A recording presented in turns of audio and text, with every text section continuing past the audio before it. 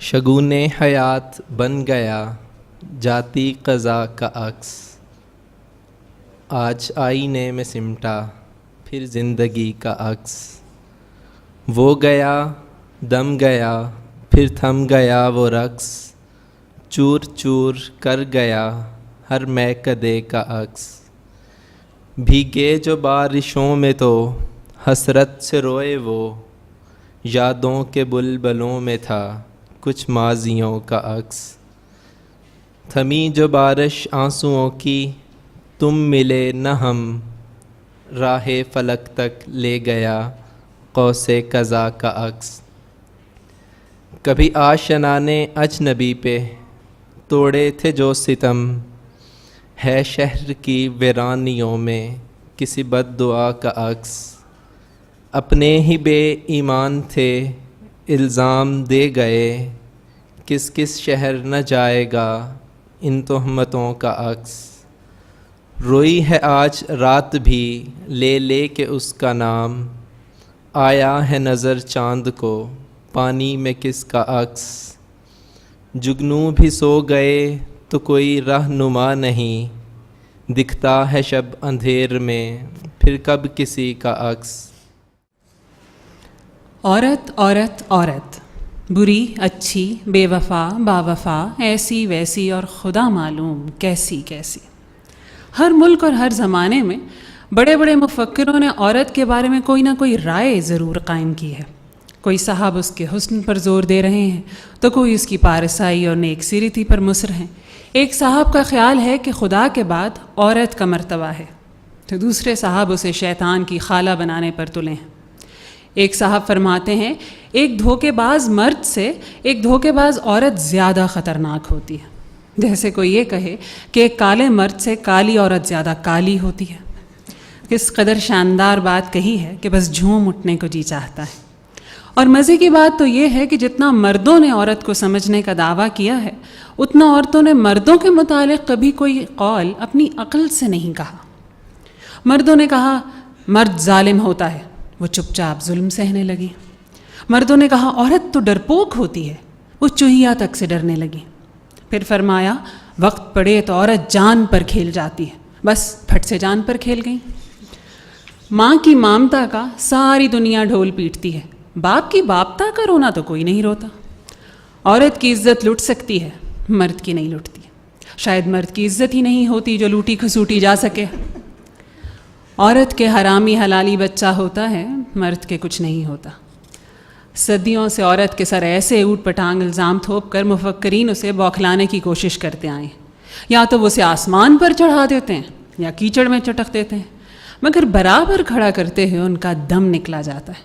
اسے دیوی اور آسمانی مخلوق بنا دیں گے مگر دوست اور ساتھی کہنے سے شرماتے ہیں۔ سمجھ میں نہیں آتا کہ یہ احساس کمتری ہے یا مغالطہ۔ آخر انہیں عورت کی برابری سے کیوں ڈر لگتا ہے؟ وہ بھی تو انسان ہوتی ہے، اسے برابر بٹھانے میں کیوں گھبراہٹ ہے؟ کیا مرد ایک گھڑی کے لیے یہ نہیں بھول سکتا کہ برابری کے لازمی معنی کمتری کے نہیں ہیں؟ بھئی سب کو معلوم ہے کہ عورت ماں بیٹی بیوی اور بہن ہی بن سکتی ہے، باپ بیٹا میاں اور بھائی نہیں بن سکتی۔ پھر کیوں بار بار کہتے ہیں کہ وہ اسی لیے پیدا ہوئی ہے؟ کہ عورت کو اتنا بھی معلوم نہیں کہ وہ عورت ہے جو مسلسل اسے بتائے جاتے ہیں؟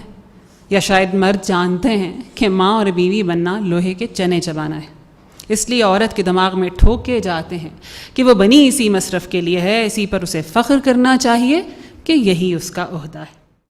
پھڑ نکتا چھوڑ حساباں نوں، کر دور کفر دیاں باباں نوں، چھڑ دوزخ گور عذاباں نوں، کر صاف دلے دیاں خواباں نوں، گل ایسے گھر وچ ڈھکدی اے ایک نکتے وچ گل مکدی اے۔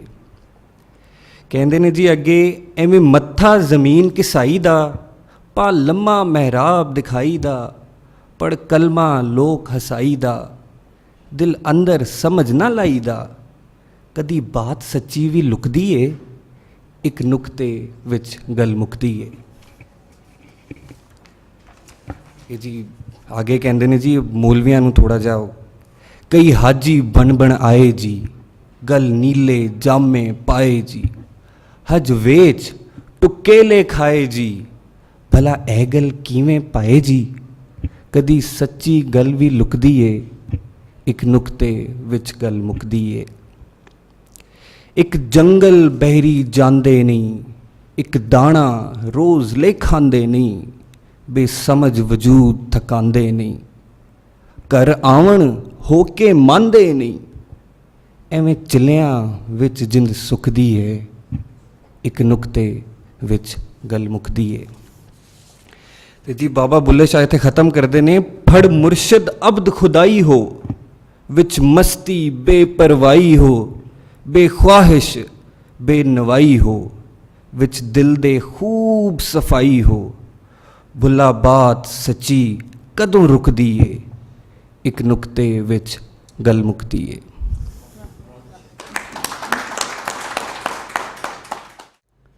ਬੁਨੈਣ ਲੈਣ ਜਾਂਦੇ ਹੋ, ਬੁਨੈਣ ਲੈ ਕੇ ਆਉਂਦੇ ਹੋ, ਪਾਉਂਦੇ ਹੋ ਤੇ ਪੈਂਦੀ ਨਹੀਂ, ਪੈ ਜਾਏ ਤੇ ਲੈਂਦੀ ਨਹੀਂ।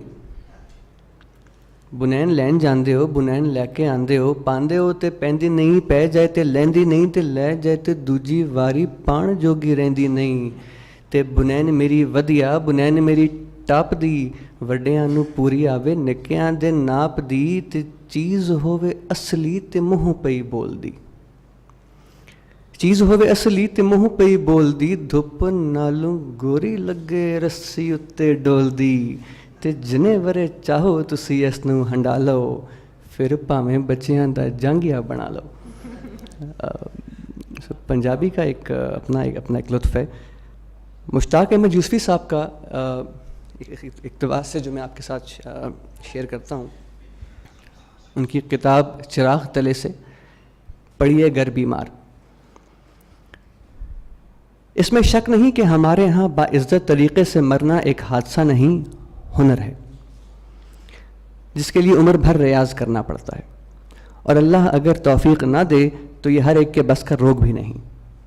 बिलखसूस पेशावर सियासतदान इसके फ़नी आदाब से वाकिफ़ नहीं होते। बहुत कम लीडर ऐसे गुज़रे हैं जिन्हें सही वक्त पर मरने की सआदत नसीब हुई हो। मेरा ख़्याल है कि हर लीडर की ज़िंदगी में ख़्वाह वो कितना ही गया गुज़रा क्यों ना हो, एक वक्त ज़रूर आता है जब वो ज़रा जी कड़ा करके मर जाए या अपने सियासी दुश्मनों को रिश्वत देकर अपने आप को शहीद करा ले। तो वो लोग साल के साल न सही हर इलेक्शन पर ज़रूर धूमधाम से उसका उर्स मनाया करेंगे। अलबत्ता वक्त ये है कि इस किस्म की सआदत दूसरे के ज़ोर बाजू पर मुनहसर है। डासना स्टेशन का मुसाफिर। कौन सा स्टेशन है? डासना है साहब जी, आपको उतरना है जी। नहीं नहीं, लेकिन डासना तो था ही वो, मेरे साथ कैसर थी। ये बड़ी बड़ी आँखें एक तलाश में खोई, रात भर नहीं सोई, जब मैं उसको पहुँचाने इस उजाड़ बस्ती में साथ लेके आया था। मैंने उनसे फिर पूछा, आप मुस्तकिल शायद डासना में रहते हैं? जी, यहाँ पे कुछ मेरी सूत की दुकानें हैं, कुछ ताम खाने हैं। मैं सुना किया बैठा, बोलता रहा वो शख्स, कुछ ज़मींदारी है, मेरे बाप दादा ने कुछ मकान छोड़े थे, उनको बेचकर मैंने कारोबार खोला है। इस हकीर बस्ती में कौन आके रहता था, लेकिन अब यही बस्ती बम्बई है, दिल्ली है। कीमतें ज़मीनों की इतनी बढ़ गई साहब, जैसे ख्वाब की बातें। एक ज़मीन ही क्या है, खाने पीने की चीज़ें, आम जीने की चीज़ें, भाव 10 गुने हैं अब। बोलता रहा वो शख्स, इस कदर गिरानी है, आग लग गई जैसे आसमान, हद है बस। मैंने चौंक कर पूछा, आसमां महल था एक सैयदों की बस्ती में। आसमां ही नहीं साहब, अब महल कहाँ होगा। हंस पड़ा ये कहकर वो। मेरे जहन में उसकी बात पै बपै गूंजी, अब महल कहाँ होगा। इस दयार में शायद कैसर अब नहीं रहती, वो बड़ी बड़ी आँखें अब न देख पाऊँगा। मुल्क का ये बंटवारा ले गया कहाँ उसको। वो कमरा याद आता है, वो कमरा याद आता है। मैं जब भी ज़िंदगी की चिलचिलाती धूप में तप कर, मैं जब भी दूसरों के और ख़ुद के झूठ से थक कर, मैं सबसे लड़के ख़ुद से हार के जब भी उसे कमरे में जाता था। وہ ہلکے کتھئی رنگوں کا ایک کمرہ، وہ بے حد مہربان کمرہ جو اپنی نرم مٹھی میں مجھ کو ایسے چھپا لیتا تھا جیسے کوئی ماں اپنے بچے کو آنچل میں چھپا لے اور پیار سے ڈانٹے، یہ کیا عادت ہے جلتی دوپہر میں مارے مارے گھومتے ہو تم؟ وہ کمرہ یاد آتا ہے، دبیز اور خاصا بھاری، کچھ ذرا مشکل سے کھلنے والا وہ شیشم کا دروازہ کہ جیسے کوئی اکھڑ باپ اپنے کھردرے سینے میں شفقت کے سمندر کو چھپائے ہو۔ وہ ایک گستاخ منہ پھٹ آئینہ جو دل کا اچھا تھا، وہ بے ہنگم سی الماری جو کونے میں کھڑی ایک بوڑھی اماں کی طرح آئینے کو تنبیہ کرتی تھی۔ سرحانے نیند کا ساتھی، تھکن کا چارگر، وہ نرم دل تکیہ میں جس کی گود میں سر رکھ کے چھت کو دیکھتا تھا۔ چھت کی کڑیوں میں نہ جانے کتنے افسانوں کی کڑیاں تھیں، مگر سب منتظر اس بات کے کہ میں ان سے کچھ پوچھوں۔ انہیں تو شک بھی نہیں تھا میں ان کو ایسے چھوڑ جاؤں گا، انہیں تو شک بھی نہیں تھا میں ان کو ایسے چھوڑ جاؤں گا، میں ایک دن یوں بھی جاؤں گا کہ واپس نہ آؤں گا۔ میں اب جس گھر میں رہتا ہوں بہت ہی خوبصورت ہے، مگر اکثر یہاں خاموش بیٹھا یاد کرتا ہوں وہ کمرہ بات کرتا تھا۔